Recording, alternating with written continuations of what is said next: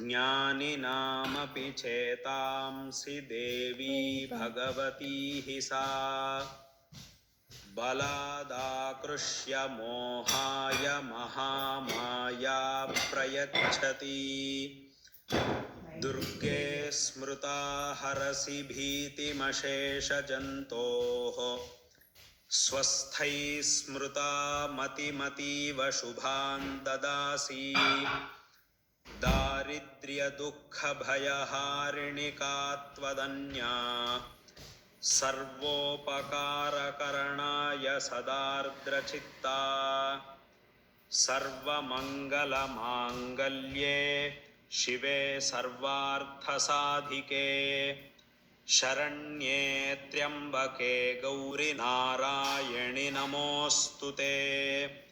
शरणागतदीनार्तपरित्राणपरायणे सर्वस्यार्तिहरे देवि नारायणि नमोऽस्तु ते सर्वस्वरूपे सर्वेशे सर्वशक्तिसमन्विते भयेभ्यस्त्राहि नो देवि दुर्गे देवि नमोऽस्तु ते रोगानशेषानपहंसि तुष्टा रुष्टा तु कामान् सकलानभीष्टान् त्वामाश्रितानां न विपन्नराणां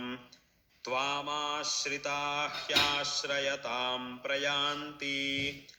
सर्वबाधाप्रशमनं त्रैलोक्यस्याखिलेश्वरी एवमेव त्वया कार्यमस्मद्वैरिविनाशनम्